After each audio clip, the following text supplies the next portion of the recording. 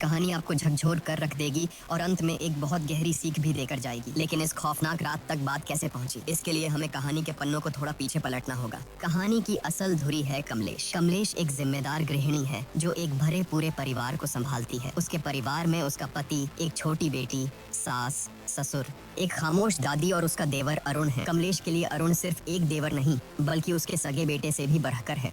वक्त अपनी रफ्तार से आगे बढ़ता है। अब अरुण जवान हो चुका है और पूरा परिवार उसके लिए रिश्ता देखने जा रहा है। जिस लड़की को देखने पूरा परिवार जा रहा है उसका नाम है पूजा। इंग्लिश ऑनर्स में बीए कर चुकी पूजा अपनी बातों और आत्मविश्वास से सबका मन मोह लेती है। जब वह अपनी मीठी आवाज में एक अंग्रेजी गाना गाकर सुनाती है तो मानो पूरा परिवार उस पर फिदा हो जाता है। अरुण तो जैसे उसे देखते ही अपना दिल हार बैठता है। लेकिन इस पूरे कमरे में एक शख्स ऐसा था जिसके चेहरे पर खुशी की जगह एक उलझन थी। कमलेश को पूजा का यह मॉडर्न और बेबाक अंदाज बिल्कुल रास नहीं आता, लेकिन अरुण की खुशी और उसकी जिद के आगे कमलेश को झुकना ही पड़ता है। मन मारकर ही सही, वह इस रिश्ते के लिए हामी भर देती है। उसी दिन चट मंगनी पट ब्याह की तर्ज पर धूमधाम से रिंग सेरेमनी हो जाती है। पूजा की उंगली में अरुण के नाम की अंगूठी सज जाती है, लेकिन किसी को नहीं पता था कि यह खुशियां सिर्फ एक रात की मेहमान है। अगली सुबह कमलेश अपनी सास के साथ ऑटो से कहीं जा रही होती है। अचानक रास्ते में उनकी नजर एक भारी भीड़ और शोर शराबे पर पड़ती है। कुछ लोग सड़कों पर विरोध प्रदर्शन कर रहे थे। तभी भीड़ के बीच कमलेश की नजर एक ऐसे चेहरे पर पड़ती है जिसे देखकर उसके पैरों तले जमीन खिसक जाती है। वह सरेआम भड़क उठती है और हुक्म सुनाती है कि ये सब नौटंकी तुरंत बंद करो। गुस्से से आगबूला कमलेश आगे बढ़ती है। पूजा का हाथ झटक कर पकड़ती है और उसकी उंगली से सगाई की अंगूठी बेदर्दी से खींचकर निकाल लेती है। एक ही पल में, एक झटके में उसने वो रिश्ता तोड़ दिया जो कल ही जुड़ा था। जब कमलेश यह तूफान लेकर घर लौटती है तो घर में कोहराम मच जाता है। कमलेश का पति उसे आईना दिखाते हुए कहता है कि जो रायता तुमने बिना सोचे समझे फैलाया है उसे अब तुम्हें ही समेटना होगा। बेचारा अरुण भी लाख मिन्नतें करता है, समझाने की कोशिश करता है कि पूजा की सोच गलत नहीं है, लेकिन कमलेश अपने गुरूर में अंधी हो चुकी थी। उसके कानों पर जूं तक नहीं रेंगती और वह किसी की एक नहीं सुनती। कुछ देर बाद कहानी में एक खूबसूरत और जज्बाती मोड़ आता है। अपने रिश्ते को बचाने और अपनी बात समझाने के लिए पूजा खुद कमलेश के पास पहुंचती है। वह बहुत ही नरमी से माफी मांगते हुए कहती है कि अगर हम सही के लिए और दूसरों के हक के लिए खड़े नहीं होंगे तो यह दुनिया धीरे धीरे खत्म हो जाएगी। कमलेश जो भले ही पुरानी सोच की थी लेकिन दिल की साफ थी, पूजा की बातों की गहराई को महसूस कर लेती है। उसका दिल पसीज जाता है और वह मुस्कुराकर कहती है कि मुझे बातें जरा देर से समझ आती हैं, लेकिन जब एक बार समझ आ जाएं तो मैं सही का साथ कभी नहीं छोड़ती। यह कहकर कमलेश पूरे मान सम्मान के साथ वो अंगूठी वापस पूजा को सौंप देती है। आखिरकार शहनाइयां बजती हैं और अरुण तथा पूजा विवाह के बंधन में बंध जाते हैं। लेकिन शादी की इस चकाचौंध के बीच एक परेशानी छिपी थी। शादी वाले दिन पूजा की तबीयत बेहद खराब थी। तेज बुखार और बदन दर्द के कारण उसका बुरा हाल था। फेरों के वक्त भी वह दवाइयों के सहारे मुश्किल से खुद को खड़ा रख पा रही थी। शादी की रस्में पूरी होने के बाद आती है वो रात जिसे हर नई नवेली दुल्हन अपनी जिंदगी की सबसे खूबसूरत रात मानती है, सुहाग रात। अरुण कमरे में आता है और कुछ इधर उधर की औपचारिक बातों के बाद वह पूजा के करीब आने लगता है। पूजा जो दर्द और बुखार से टूट रही थी बहुत ही स्पष्ट शब्दों में अरुण से कहती है कि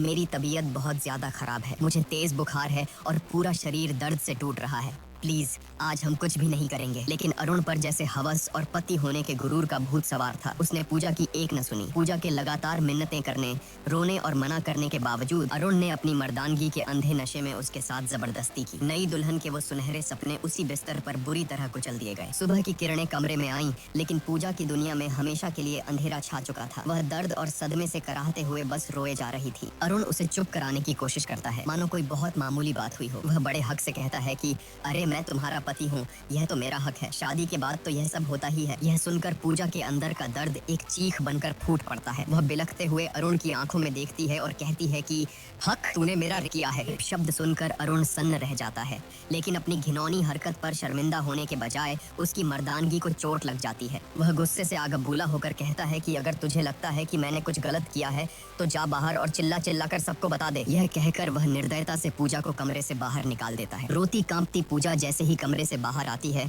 उसकी नजर आंगन में खड़ी कमलेश पर पड़ती है। कमलेश घर की और पड़ोस की कुछ औरतों से बात कर रही थी। पूजा के कानों में कमलेश की आवाज पड़ती है कि औरतें जितना किसी बम के फटने से नहीं डरती उतना अपनी इज्जत का तमाशा बनने से डरती हैं।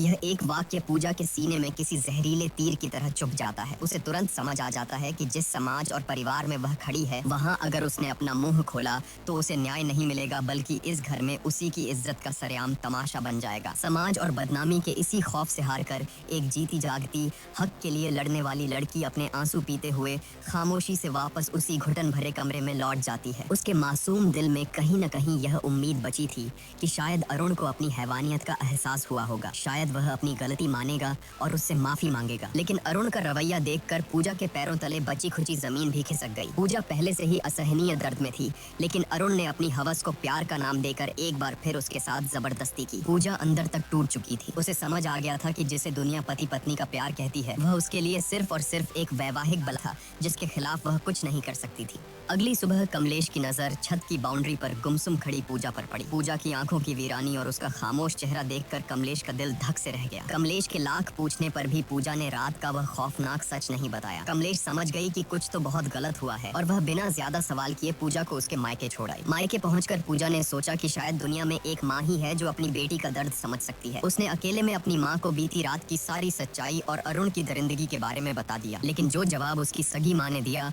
वह अरुण की हैवानियत से भी ज्यादा खौफनाक था। माँ ने उसे सीने से लगाने के बजाय समझाते हुए कहा कि पति पत्नी के बीच ये सब तो होता ही है, शादी की है तो ये सब तो निभाना ही पड़ेगा। इसमें ना कहने वाली क्या बात थी, इसी से तो परिवार और वंश आगे बढ़ता है। अपनी ही माँ के मुंह से ये शब्द सुनकर पूजा सन्न रह गई। रही सही कसर माँ ने इमोशनल ब्लैकमेल करके पूरी कर दी। घर की गरीबी का वास्ता देते हुए उसने पूजा को तुरंत ससुराल वापस लौटने का हुक्म दिया और धमकी दी कि अगर वह वापस नहीं गई तो वह अपनी नस काटकर जान दे देगी। अपनों से मिले इस धोखे के बाद बेचारी पूजा के पास कोई रास्ता नहीं बचा था। वह एक जिंदा लाश की तरह कमलेश के साथ वापस लौटने लगी। सफर के दौरान एक जगह वॉशरूम जाने के बहाने पूजा ऑटो से उतरी। यह उसकी जिंदगी का सबसे बड़ा फैसला था। उसने पीछे मुड़कर नहीं देखा और वहां से चुपचाप भाग निकली। कमलेश ने उसे पागलों की तरह हर जगह ढूंढा, लेकिन पूजा का कोई सुराग नहीं मिला। घर पहुंचकर जब कमलेश ने यह खबर दी तो पूरे परिवार में हड़कंप मच गया। सबने पूजा को ढूंढा, लेकिन वह जैसे हवा में गायब हो गई थी। हारकर कमलेश ने पूजा की दोस्त सोना को फोन मिलाया, जो एक एनजीओ में काम करती थी। सोना ने कहा कि उसे पूजा के बारे में कुछ नहीं पता,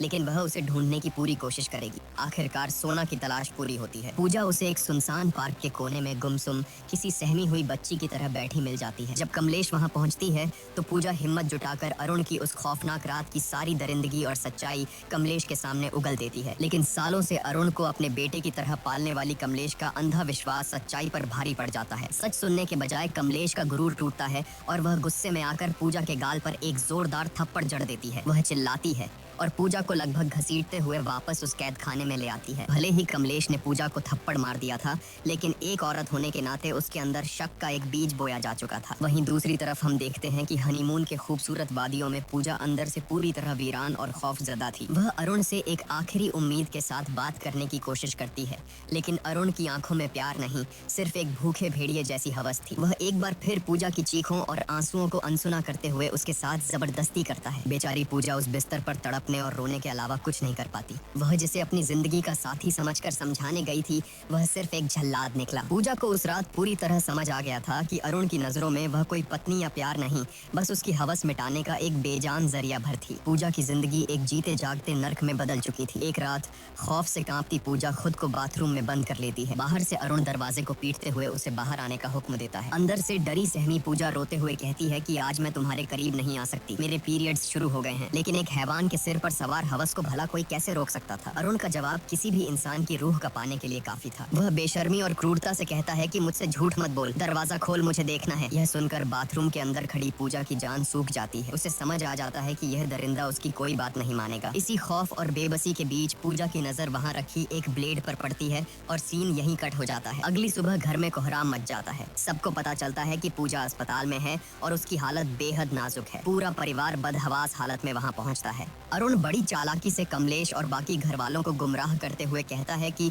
उससे औरतों वाली कोई अंदरूनी दिक्कत थी, शायद उसी वजह से यह हालत हुई है। लेकिन जब कमलेश अंदर जाकर लेडी डॉक्टर से बात करती है तो डॉक्टर जो सच बताती है वह सुनकर कमलेश के पैरों तले जमीन ही नहीं खिसकती, बल्कि उसका पूरा वजूद हिल जाता है। डॉक्टर भारी आवाज में बताती है कि पूजा के उन नाजुक हिस्सों पर ब्लेड से गहरे कट लगे हैं और बहुत ज्यादा खून बहने की वजह से उसकी यह हालत हुई है। यह सुनकर कमलेश सन्न रह जाती है। वह तुरंत खुद को संभालती है और घर वालों को वापस भेज देती है, यह कहकर कि वह पूजा के पास रुकेगी। होश आने पर जब कमलेश पूजा के पास बैठती है तो पूजा आंसुओं में डूबकर वह कड़वा सच उगलती है जिसने उसे इस हद तक जाने पर मजबूर किया। यह दर्द सुनकर कमलेश अंदर तक टूट जाती है। उस रात जब कमलेश घर लौटती है तो पूजा के दर्द को महसूस करने के लिए वह खुद बाथरूम में जाती है और हाथ में वही ब्लेड उठाती है। वह उस ब्लेड को अपनी त्वचा पर रखकर वही करने की कोशिश करती है जो पूजा ने किया था, लेकिन ब्लेड की हल्की सी चुभन से ही उसके हाथ कांप जाते हैं। वह ब्लेड फेंक देती है। उस एक पल में कमलेश को गहराई से एहसास हो जाता है कि आखिर वो 21 साल की मासूम लड़की किस कदर खौफ और दर्द से गुजरी होगी